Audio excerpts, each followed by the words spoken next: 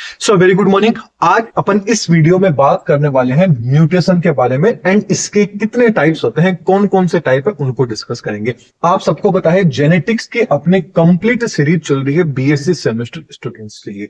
इसके अंदर अपन पूरे की पूरी जो आपकी जेनेटिक्स रहेगी उसको कवर करेंगे। इसमें आज अपना जो मेन फोकस है वो म्यूटेशन क्या होता है, उत्परिवर्तन क्या होता है और इसके कितने प्रकार होते हैं। फॉर एग्जाम्पल बात में जो आपका जीन म्यूटेशन आ गया, क्रोमोसोमल म्यूटेशन आ गया, ये आखिरकार क्या होते हैं। इससे रिलेटेड बोले तो म्यूटेशन से रिलेटेड यदि एग्जाम में क्वेश्चन आ जाता है तो जिस तरीके से मैं बताता हूं वैसे आप करके आते हैं तो पूरे और अच्छे नंबर मिलने के आपको चांसेस रहेंगे। इसके अलावा आपको बता देते हैं प्ले स्टोर पे अपनी एप्लीकेशन है दादेज ग्रुप ऑफ एजुकेशन, इसी चैनल के नाम से है, तो एक बार एप्लीकेशन को विजिट जरूर कीजिएगा। उसकी लिंक है वो आपको डिस्क्रिप्शन बॉक्स में भी मिल जाएगी। डायरेक्ट प्ले स्टोर पे जाइए और वहां एक बार एप्लीकेशन को देखिएगा और उसको डाउनलोड कीजिएगा। वहां पर आपको काफी बेनिफिट, आपका जो कंटेंट है वो देखने को मिलेगा, बेनिफिशियल रहेगा। वहां पर आपको फ्री कंटेंट भी देखने को मिलेगा, कुछ आपको पेड कंटेंट भी देखने को मिलेगा। दोनों तरह का कंटेंट है, तो एक बार आप डाउनलोड उसको जरूर कीजिएगा। चलिए मेन आज अपना जो पॉइंट है वो किस पे आ जाता है, म्यूटेशन क्या है और म्यूटेशन के कौन कौन से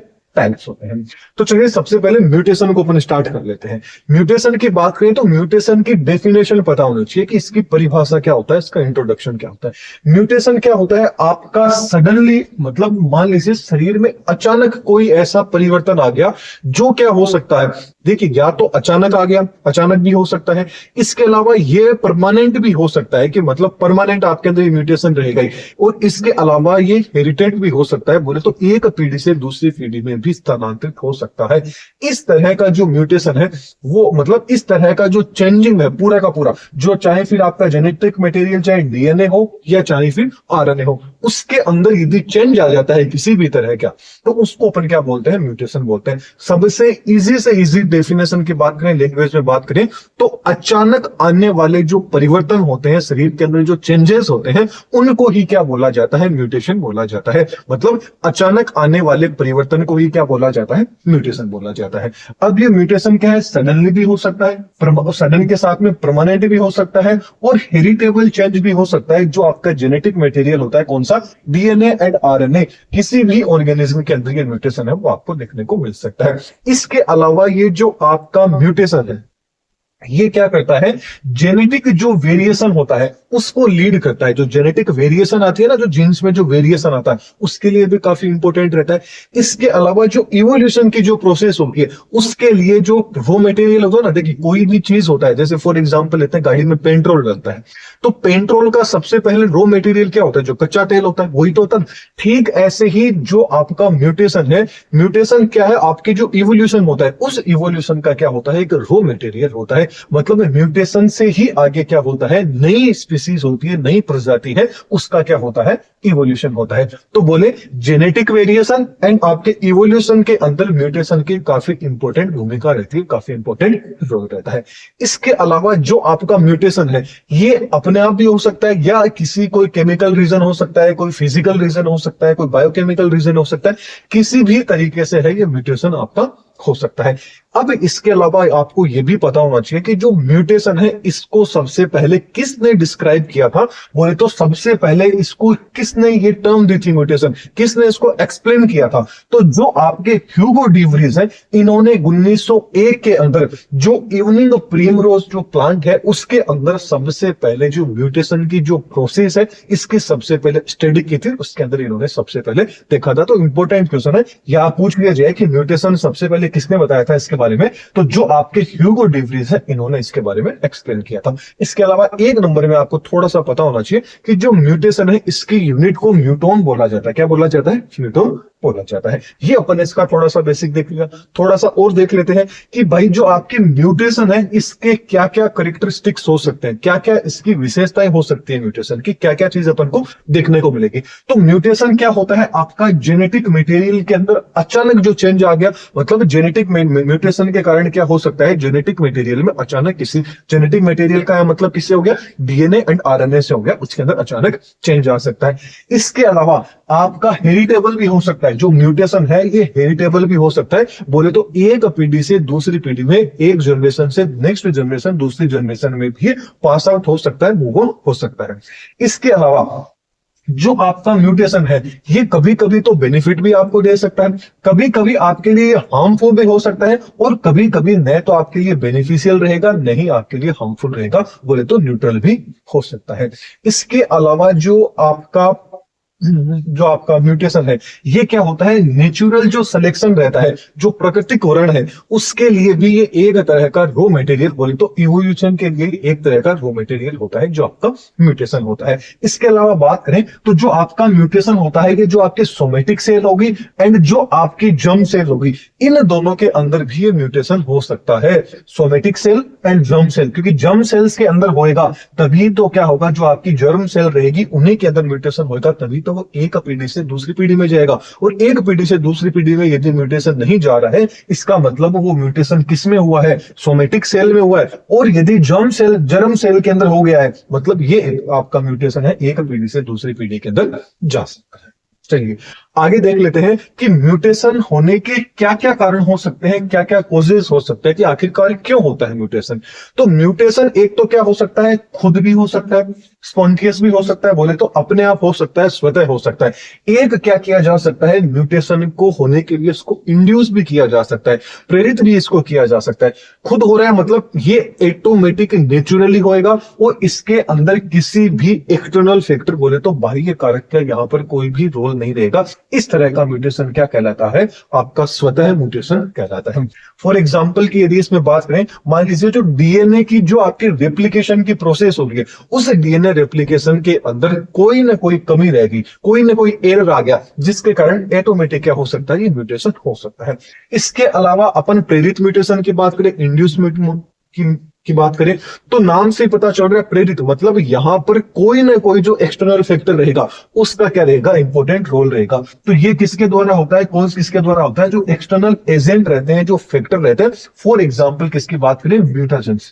म्यूटाजेंस क्या होते हैं, म्यूटाजन वो होते हैं जो क्या होते हैं, एक तरह के एक्सटर्नल फैक्टर होते हैं जिनके द्वारा, वो एक नंबर के अंदर कई बार आ जाता है, म्यूटाजन को एक्सप्लेन कीजिए, तो लोग सोचते हैं म्यूटेशन के बारे में पूछ रहे हैं, म्यूटाजन के बारे में पूछ रहे हैं। तो याद रखना, म्यूटाजेंस वो होते हैं जिनके द्वारा क्या होता है, म्यूटेशन होता है। तो कई बार कंफ्यूज हो जाते हैं लोग, म्यूटाजन को ही म्यूटेशन समझ लेते हैं, लेकिन म्यूटाजन एक तरह के लिए क्या होते हैं, म्यूटेशन को प्रेरित, इंड्यूस करने के लिए होते हैं। बोले तो म्यूटाजन एक एजेंट होते हैं, इन्हीं के द्वारा क्या होता है, म्यूटेशन होता है। जैसे फॉर एग्जांपल की बात करें, एक्सटर्नल कौन कौन से हो सकते हैं, तो ये आपका फिजिकल म्यूटेशन भी हो सकता है, बोले तो आपकी यूवी रेडिएशन आ गई, गामा रेडिएशन आ गई, हीट हो गया, ये भी फैक्टर हो सकता है। इसके अलावा केमिकल फैक्टर भी हो सकता है आपका, जैसे नाइट्रोजन है आपका, एसिड आपकी नाइट्रस एसिड हो गया, मस्टर्ड हो गया आपकी, ये सारी चीजें हो जाती है। इसके अलावा आपका बायोलॉजिकल भी हो सकता है। बायोलॉजी के अंदर बात करें, कोई भी वायरस आ गया, ट्रांसपोन्स आ गया, ये जो आपके ट्रांसपोन्स है ना, ये काफी इंपॉर्टेंट है, इनको जंपिंग जीन भी बोला जाता है। कई बार ये एक नंबर के अंदर आ जाता है, तो इसको अपन आगे आने वाले लेक्चर्स में और अच्छे से इसको पढ़ लेंगे। चलिए ये तो अपन ने देख लिया कि भाई आखिरकार क्या क्या कारण से म्यूटेशन है ये आपका हो सकता है। अब आगे बात कर लेते हैं इसके टाइप्स की, कि आखिरकार म्यूटेशन कितने टाइप्स का होता है। तो म्यूटेशन मेनली आपको दो तरह का म्यूटेशन है वो देखने को मिल सकता है। एक तो जीन म्यूटेशन, जिसको पॉइंट म्यूटेशन भी बोलता है, एक आ जाता है क्रोमोसोमल म्यूटेशन।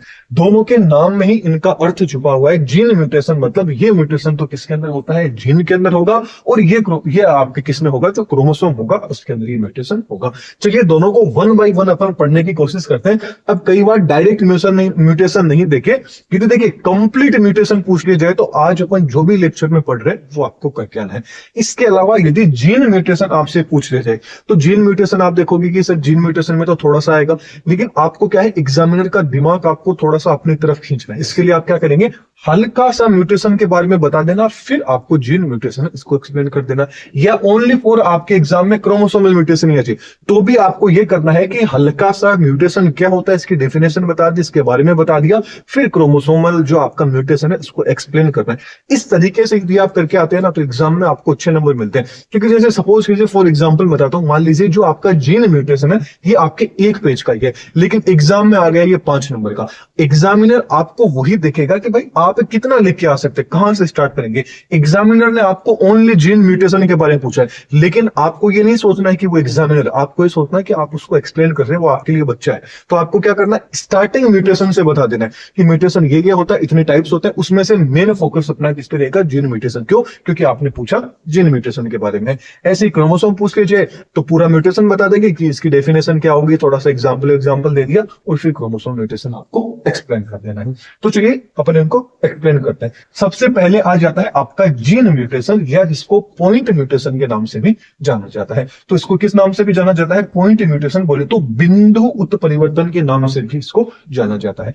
अब आखिरकार क्या होता है जीन म्यूटेशन? क्या होता है, मान लीजिए कि कोई भी जीन है, उस जीन की जो मोलिकुलर स्ट्रक्चर है, उस स्ट्रक्चर के अंदर यदि परिवर्तन आ जाता है, चेंजेस आ जाता है, तो उसको क्या बोला जाता है? जीन म्यूटेशन बोला जाता है। तो जीन म्यूटेशन क्या है? ए change in the molecular structure of A gene is called a gene mutation. मतलब किसी भी जीन की जो आणविक संरचना होती है उसमें यदि परिवर्तन आ जाता है तो वो आपका क्या कहलाता है? जीन म्यूटेशन कहलाता है। अब जो आपका जीन म्यूटेशन है, ये या तो एक सिंगल जो आपका न्यूक्लियोटाइड है उसमें हो सकता है, या एक से ज्यादा बोले तो कुछ एक न्यूक्लियोटाइड्स में भी ये हो सकता है।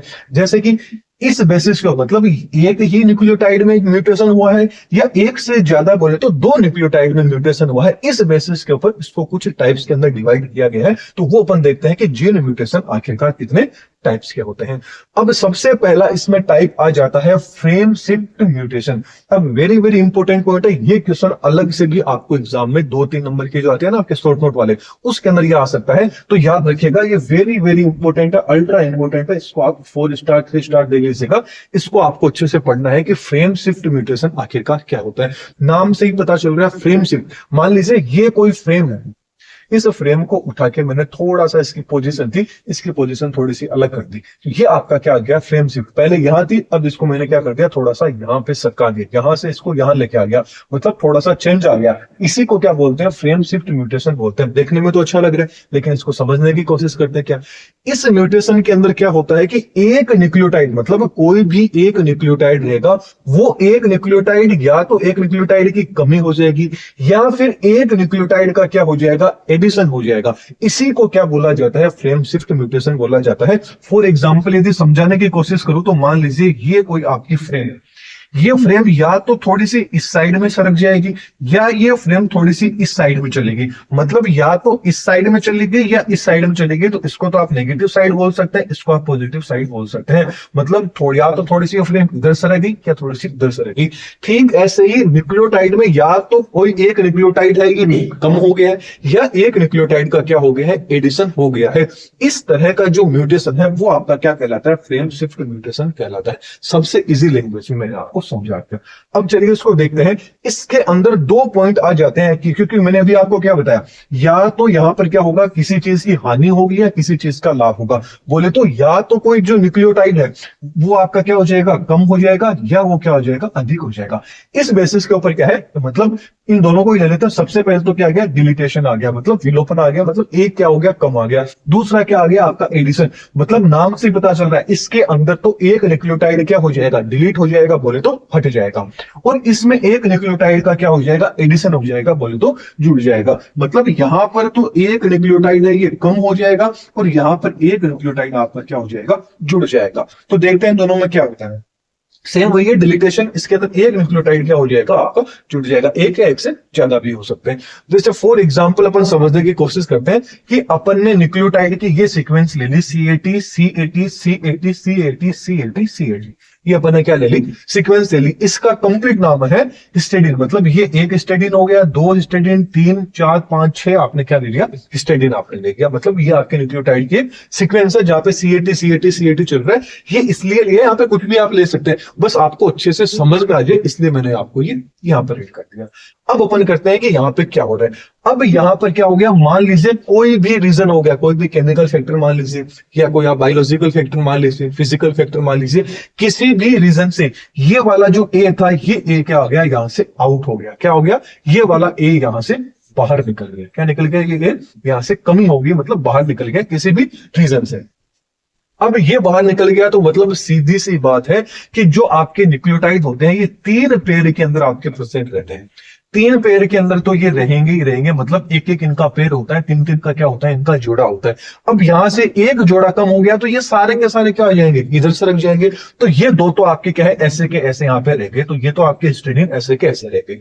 अब यहाँ पे भी कायदे से CAT होना चाहिए था, लेकिन ये T इसकी जगह आ गया, ये C, मतलब एक एक सारे के सारे के आगे पीछे आ गए। तो यहां से जैसे ही ये बाहर निकला तो CTC यहाँ पे आ गया, फिर ATC, ये वाला ATC आ गया, फिर ATC आ गया, ये ATC आ गया, ऐसी ATC आगे आपका चलता रहेगा। मतलब पहले तो यहाँ पर इस न्यूक्लियोटाइड की सीक्वेंस के अंदर सारे के सारे हिस्टीडीन थे, लेकिन जैसे ही यहाँ से एक न्यूक्लियोटाइड को बाहर निकाल दिया गया तो इसकी सीक्वेंस चेंज हुई और यहाँ पे हिस्टीडीन तो एक बचा, इसके साथ में इस सीक्वेंस में क्या आ गया, आपका ल्यूसीन आ गया और आइसोल्यूसिन। इन दोनों CTC को क्या बोला जाता है, ल्यूसीन बोला जाता है, और ATC को क्या बोला जाता है, आइसोल्यूसिन बोला जाता है। मतलब पूरी की पूरी न्यूक्लियोटाइड की आगे की सीक्वेंस है वो क्या होगी, चेंज होगी। इसी को क्या बोला जाता है, फ्रेम शिफ्ट म्यूटेशन बोला जाता है। इसका पहला रीजन हो गया, मान लीजिए कोई भी आपका न्यूक्लियोटाइड है वो यहां से निकल गया। अब ये भी तो हो सकता है कि न्यूक्लियोटाइड किसी रीजन से ऐड हो गया है, तो मान लेते हैं कि अगला क्या आ जाता है, एडिशन। यहां पर एक या एक से ज्यादा न्यूक्लियोटाइड है वो ऐड हो गया।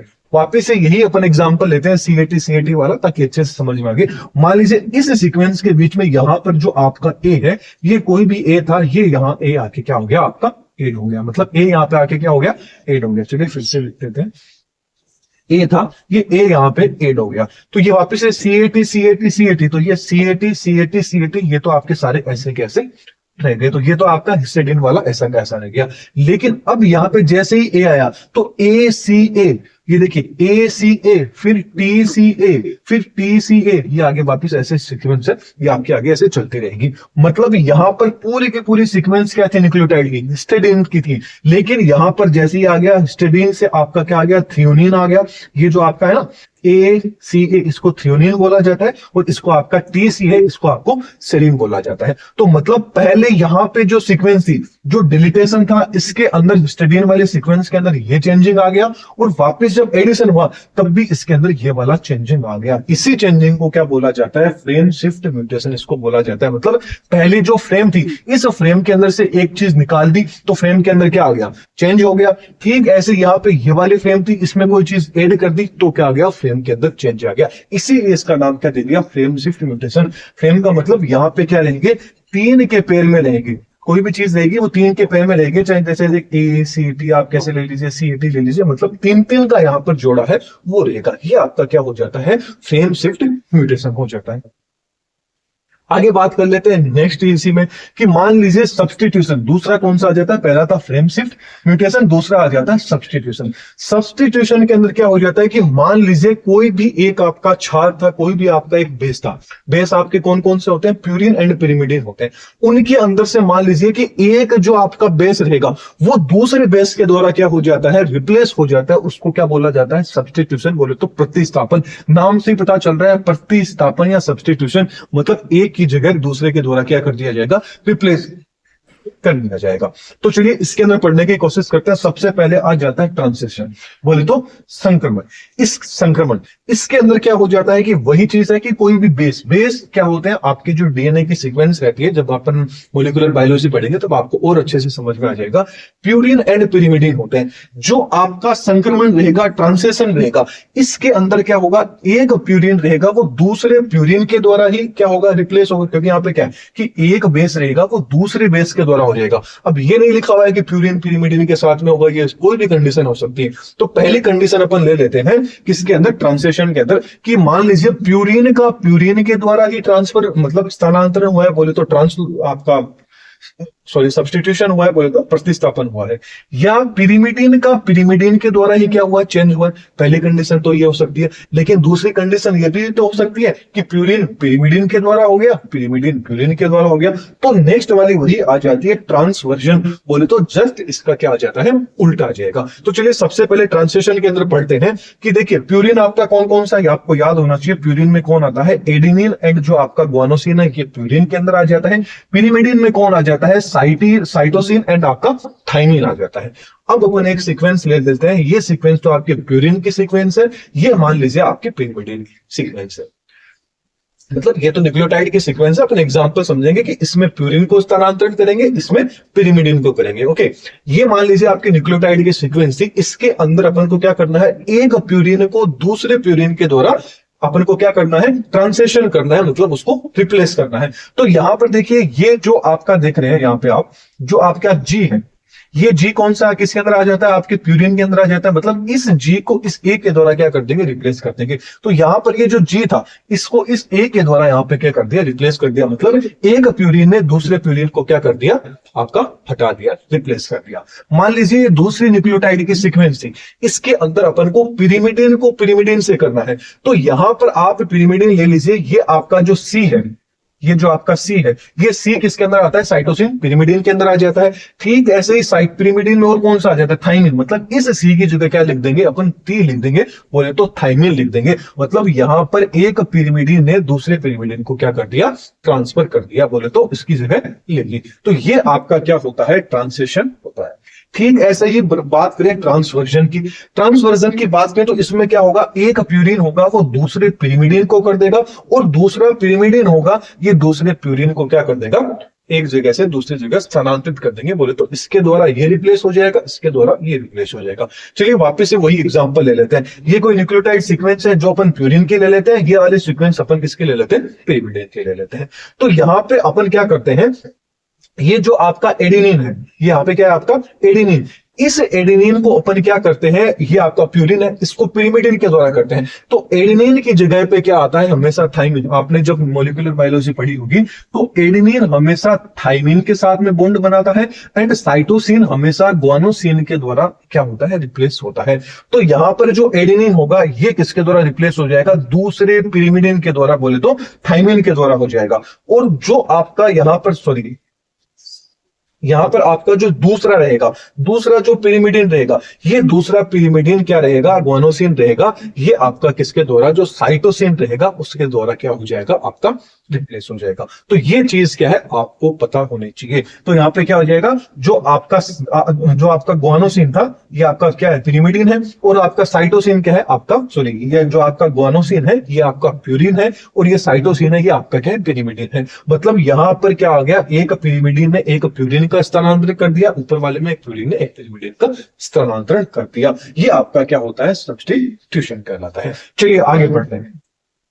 नेक्स्ट आ जाता है अब आपका chromosomal mutation. Gene mutation complete हो गया। क्रोमोसोमल म्यूटेशन की बात करें तो नाम से पता चल रहा है कि ये म्यूटेशन किसमें देखने को मिलेगा, क्रोमोसोम में देखने को मिलेगा। लेकिन जो आपका जीन की जो सीक्वेंस रहेगी, जीन की जो व्यवस्था रहेगी, जो सीक्वेंस है उसकी, जो उसका अरेंजमेंट है वो सेम टू सेम वैसे रहेगा। लेकिन जो चेंज होएगा वो किसमें रहेगा, या तो कोई क्रोमोसोम होगा उसकी क्या हो जाएगा, नंबर कम हो जाएगा, या उसकी थोड़ी सी स्ट्रक्चर में चेंज हो जाएगा। इस बेसिस पे जो आपका क्रोमोसोमल म्यूटेशन है ये आपका दो बेसिस पे है, मतलब दो तरह से होता है। किस किस बेसिस के ऊपर, एक तो मान लीजिए कि जो क्रोमोसोम है उसके स्ट्रक्चर के अंदर ही क्या आ जाता है, चेंज आ जाता है, वो कौन सा हो गया, स्ट्रक्चरल क्रोमोसोमल म्यूटेशन हो गया। ठीक ऐसे ही मान लीजिए उसकी संख्या के अंदर, मतलब उसके नंबर के अंदर चेंजिंग आ गई, उसको क्या बोलेंगे, आपके न्यूमेरिकल क्रोमोसोमल म्यूटेशन अपन बोल देंगे। तो यहाँ पर क्रोमोसोमल म्यूटेशन है आपके दो तरह से हो सकता है। एक तो क्रोमोसोम के स्ट्रक्चर में चेंज हो सकता है, एक क्रोमोसोम के जो नंबर है उसकी जो संख्या है उसके अंदर चेंज हो सकता है। तो चलिए दोनों को वन बाय वन है अपन देखने की कोशिश करते हैं। दोनों को देखें तो सबसे पहले आ जाता है स्ट्रक्चरल चेंज। स्ट्रक्चरल चेंज के अंदर बात करें तो मान लीजिए इसके अंदर कौन कौन से रीजन हो सकते हैं, कि सीधी सी बात है, स्ट्रक्चर मतलब क्रोमोसोम की जो संरचना रहेगी उस संरचना के अंदर क्या हो जाएगा, चेंज हो जाएगा, वो क्या कहलाता है, स्ट्रक्चर चेंज कहलाता है। इसके अंदर सबसे पहला एक रीजन तो हो सकता है डिलीटेशन, फिर आ जाता है डुप्लीकेशन, इन्वर्जन, एंड आपका आ जाता है ट्रांसलोकेशन। तो चलिए वन बाय वन करके इन तीनों को, चारों को देखने की कोशिश करते हैं। डिलीटेशन का मतलब हो गया कि मान लीजिए कोई भी क्रोमोसोम का सेगमेंट है, वो सेगमेंट ही क्या हो गया, मान लीजिए हट गया। जैसे फॉर एग्जांपल बात करते हैं, ये आपका क्या है, क्रोमोसोम, यहाँ पे क्या लिखा है, ABCDEF। अब मान लीजिए कोई भी रीजन हो गया जिसके कारण जो आपका बी वाला था, ये बी वाला क्या हो गया, डिलीट हो गया। किसी भी रीजन से, कोई भी रीजन हो सकता है म्यूटेशन के, केमिकल रीजन भी हो सकता है, फिजिकल रीजन भी हो सकता है, किसी भी रीजन से मान लीजिए ये बी वाला है वो हट गया, ये बी वाला क्या है, मान लीजिए हट गया। ये जैसे ये भी हो सकता है कि भाई ट्रांसक्रिप्शन की जिस टाइम पे प्रोसेस चल रही थी उस टाइम पे ये चीज डिलीट होगी। अब डिलीट हो गया मतलब बी डिलीट हो गया, तो सीधी सी बात है कि इसकी सीक्वेंस के अंदर क्या आ गया, इसके स्ट्रक्चर में क्या आ गया भाई, चेंज आ गया। पहले यहाँ पे A B C D E F था, लेकिन अब क्या आ गया, ए सी डी ई एफ आ गया, मतलब इसकी संरचना के अंदर क्या आ गया, चेंजेस आ गया। तो एक रीजन तो ये हो सकता है कि क्रोमोसोम के स्ट्रक्चर में अंतर क्यों आ जाए, क्योंकि कोई भी चीज है वो क्या हो चुकी है, डिलीट हो चुकी है। दूसरी पोजीशन की बात में तो आ जाता है डुप्लीकेशन। डुप्लीकेशन की बात में तो मान लीजिए कोई सेगमेंट था, सेम टू सेम उसकी कॉपी है वो एक और बन गई। ये भी तो रीजन हो सकता है कि भाई कोई चीज डिलीट थोड़ी होगी, मान लीजिए कोई चीज एड भी तो हो सकती है, उसका कॉपी भी तो हो सकती है। तो कॉपी कैसे होगा, जैसे फॉर एग्जाम्पल लेते हैं वापिस से वही A B C D E F, सारे के सारे वही थे, लेकिन मान लीजिए कि ये जो बी वाला था, ये बी यहाँ पे एक और कॉपी हो गई इसकी, तो क्या आ गया, A B B C D E F, ये आ गया ना। मतलब यहां पर डुप्लीकेशन हो गया, मतलब एक बी क्या हो गया, यहाँ पे कॉपी हो गई, बी की डुप्लीकेट बन गया, ठीक सेम टू सेम वैसा का वैसा। इस रीजन से भी क्रोमोसोम की जो स्ट्रक्चर है वो देखिए आप चेंज होगी। नेक्स्ट की बात करें तो आ जाता है इन्वर्जन। इसके अंदर मान लीजिए कि जो आपका कोई क्रोमोसोम है, वो क्रोमोसोम में किसी भी रीजन से मान लीजिए घूम गया, मतलब 180 डिग्री के ऊपर, मान लीजिए देखिए ये क्या है, दोनों के दोनों 180 डिग्री के ऊपर मान लीजिए ये घूम गया। अब घूम गया तो क्या होगा कि जब ये दोनों के दोनों घूमे तो कोई भी रीजन हो सकता है, मान लीजिए म्यूटेशन। म्यूटेशन का मतलब ये हो गया कि अचानक हो गया, अचानक मान लीजिए इसमें कोई चेंजिंग आ गई। जैसे फॉर एग्जांपल अपन बात करें तो यहाँ पे क्या है, ए बी सी, क्या है आपका, A B C D E F, ये आ गया। अब अचानक मान लीजिए ऐसा हो गया कि जो ए था, ए ई के साथ में जुड़ गया एंड डी के साथ, मतलब ये वाला पेयर अलग बन गया और ये वाला पेयर अलग बन गया। तो A E B C B F, मतलब ये क्या हो गए, एक दूसरे के साथ में ट्रांसवर्स हो गए, मतलब यहाँ पे क्या हो गया, क्रोमोसोम एक दूसरे के साथ में ट्रांसफर हो गए। तो इसलिए भी ये हो सकता है। इसके अलावा आ गया ट्रांसलोकेशन, बोले तो स्थानांतरण। मान लीजिए कि कोई क्रोमोसोम था, उसका सेगमेंट किसी भी रीजन से क्या हो गया, शिफ्ट हो गया। ये दोनों आपको दिखने में ऑलमोस्ट क्या लगेंगे, एक दूसरे के सेम ही आपको लगेंगे। अब मान लीजिए क्रॉसिंग ओवर की प्रोसेस हो रही थी, आपने नाम सुना होगा, उस टाइम पे भी ये रीजन हो सकता है। ये बता रहा कि क्रॉसिंग ओवर ही यहाँ पे उसी के कारण होता है। मान लीजिए आपने क्रॉसिंग ओवर वगैरह पढ़ा होगा, उस टाइम पे भी तो ये चीज हो सकती है ना। तो उस टाइम पे क्या है, देखिए A B C D E F G H I J K L, ये सारा का सारा सिस्टम है।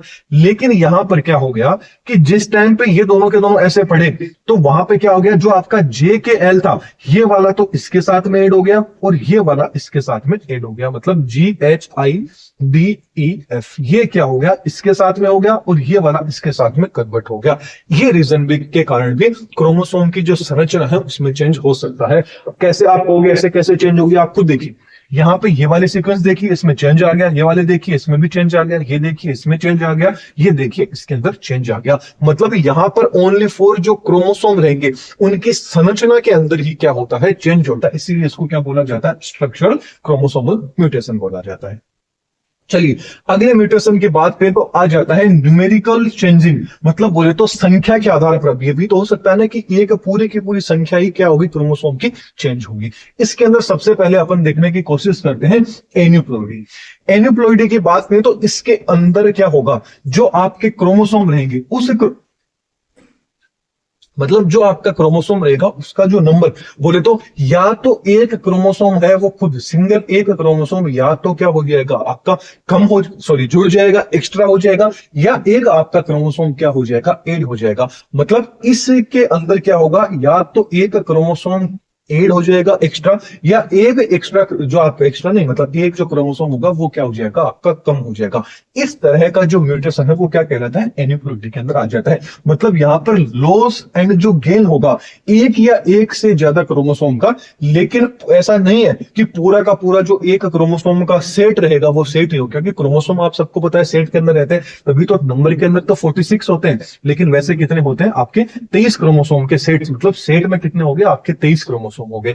ऐसे नहीं है कि पूरा एक सेट ही कम हो गया, मतलब 22 ही यहाँ पे क्रोमोसोम से सेट हो गए, ऐसा नहीं होगा। या तो आपके क्या होंगे, एक क्रोमोसोम इसी के अंदर ऐड हो जाएगा, बोले तो या तो आपके 47 क्रोमोसोम हो जाएंगे या आपके 45 क्रोमोसोम हो जाएंगे, ये क्रोमोसोम निकल जाता है। ऐसा नहीं होगा कि 23 से 22 जोड़ी हो गए, या मान लीजिए यहाँ पे आपके 24 से आपके 22 से कितने हो गए, 24 हो गए। पूरा एक सेट नहीं होता है, एक सिंगल क्रोमोसोम ही क्या होता है एन्यूप्लॉइडी के अंदर या तो ऐड हो जाएगा या क्या हो जाता है, कम हो जाता है। जैसे समझने की कोशिश करते हैं, सबसे पहले आ जाता है मोनोसोमी।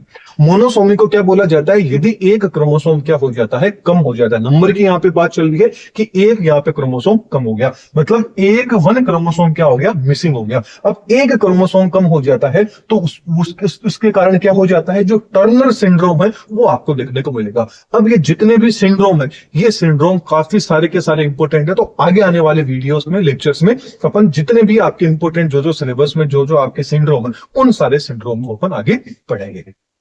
फिर आ जाता है ट्रायोसोमी।